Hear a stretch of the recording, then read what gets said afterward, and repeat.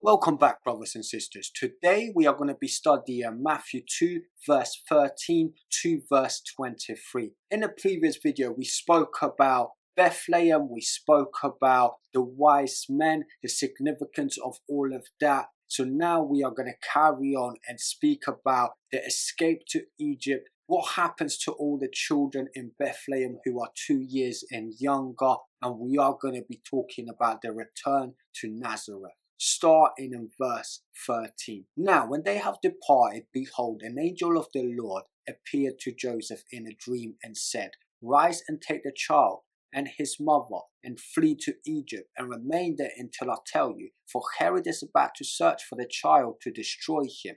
And he rose and took the child and his mother by night and departed to Egypt and remained there until the death of Herod. This was to fulfill what the Lord had spoken by the prophet. Out of Egypt I called my son. This prophecy was written in Hosea 11:1. But brothers and sisters, I want you to focus on something.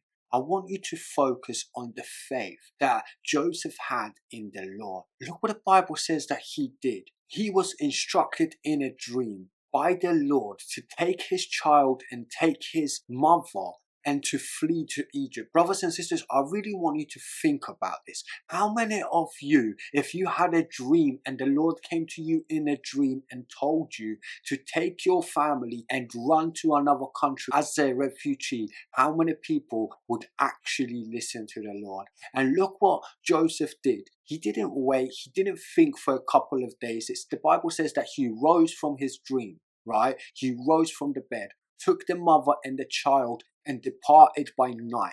The same moment. He didn't wait for nothing. He left the moment that the angel told him to go. I want you to pay attention to this faith that Joseph had in the Lord. But Joseph had a reason to trust in the Lord, because this is not the first time that the angel of the Lord appeared to Joseph in his dream and protected him and his family. And that angel also appeared to the Magi and warned them not to go back to Herod. And now the angel again appeared to Joseph. And what I'm trying to highlight to you is how God protected Joseph and Mary through his angels, through his messengers, and directed Joseph and kept him in safety until the danger has passed. Verse 16. Then Herod, when he saw that he had been tricked by the wise men, became furious, and he sent and killed all the male children in Bethlehem and in all that region who were 2 years old or under, according to the time that he had ascertained from the wise men. Then was fulfilled what was spoken by the prophet Jeremiah. A voice was heard in Ramah, weeping and loud lamentation, Rachel weeping for her children. She refused to be comforted because they are no more. You can find this prophecy in Jeremiah 31 verse 15. For the people that didn't watch my last video, when Herod said that he was tricked by the wise men, he is referring to verse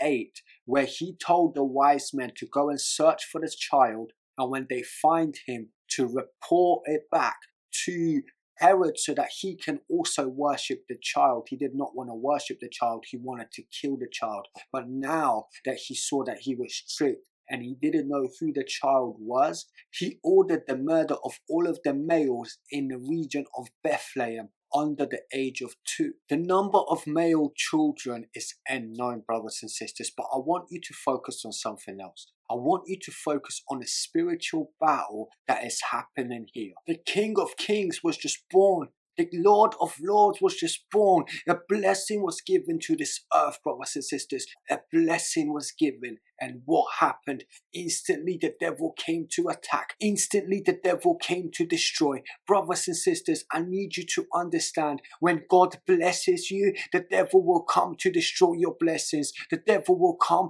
to destroy your joy. Look what happened the moment that Jesus was born. The devil came to destroy. The devil came to take away what God has given. A voice was heard in Ramah. Ramah means a high place, celebration, a place of joy. In a place of joy, weeping and loud lamentations were heard. Rachel weeping for her children. She refused to be comforted because they are no more. Listen, brothers and sisters, sometimes your pain is so deep that you refuse to be comforted. Sometimes your pain is so deep that it doesn't matter what anybody will say, it will not help. Sometimes your pain is so deep that only God can heal your heart. Verse 19. But when Herod died, behold, an angel of the Lord appeared in a dream to Joseph in Egypt, saying, Rise, take the child and his mother and go to the land of Israel, for those who sought the child's lives are dead. And he rose and took the child and his mother and went to the land of Israel. But when he heard that Archelaus was reigning over Judea in the place of his father Herod, he was afraid to go there. And being warned in a dream, he withdrew to the district of Galilee. And he went and lived in a city called Nazareth, so that what was spoken by the prophet might be fulfilled, that he would be called a Nazarene. People often ask me, why is it called the return to Nazareth when Jesus never came from Nazareth but came and was born in Bethlehem? And the reason that Matthew calls it the return to Nazareth is explained in Luke 1 verse 26 to verse 27. In the 6th month, the angel Gabriel was sent from God to a city of Galilee named Nazareth, to a virgin betrothed to a man whose name was Joseph, of the house of David, and the virgin's name was Mary. What Matthew does not tell you, but Luke does, is that Mary and Joseph were both from Nazareth of Galilee. This is where they were born, and this is their hometown. This is why the Bible says that they returned to Nazareth. They returned to their hometown. And some people correctly point out that the quote of Matthew that the prophet said that he would be a Nazarene is not actually a direct quote. But brothers and sisters, you need to understand that the quote has been lost in translation. And the translation is actually in a translation of Nazareth and what it means. Because the word Nazareth derives from the Hebrew word nesta, branch, stood or stump. And then when you look at Isaiah 11:1, there shall come forth a stood from the stump of Jesse, a branch from his root shall bear fruit. And the Spirit of the Lord should rest upon him, the Spirit of wisdom and understanding, the Spirit of counsel and might, the Spirit of knowledge and the fear of the Lord. See what is prophesying about Jesus? That he shall be a branch, and from his roots he should bear fruit, which is the literal translation of Nazareth.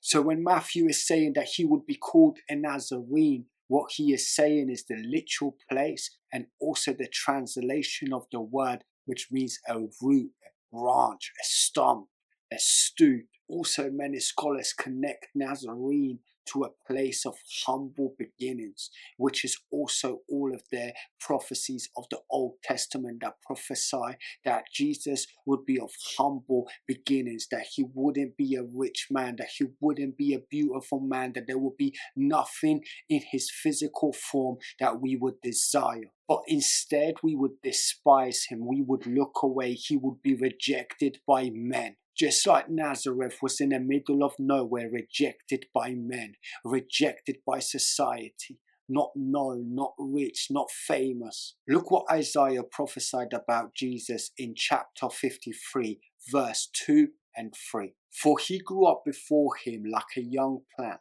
and like a root out of dry ground. He had no form or majesty that we should look at him, and no beauty that we should desire him. He was despised and rejected by men, a man of sorrows and acquainted with grief, and as one from whom men hid their faces, he was despised, and we esteemed him not. Look at what Isaiah is saying. The Messiah was not someone who came from riches. He was not someone who was beautiful, but he came from humble beginnings. Just like Matthew said, he would be a Nazarene, a humble man. Thank you for watching. If you have enjoyed this video, drop me a like, drop me a comment, click the subscribe button, share with your friends and your family, and hopefully I will see you in the next one. In our next video, we are going to be studying Matthew chapter 3, and we are going to be talking about John the Baptist preparing the way for Jesus Christ.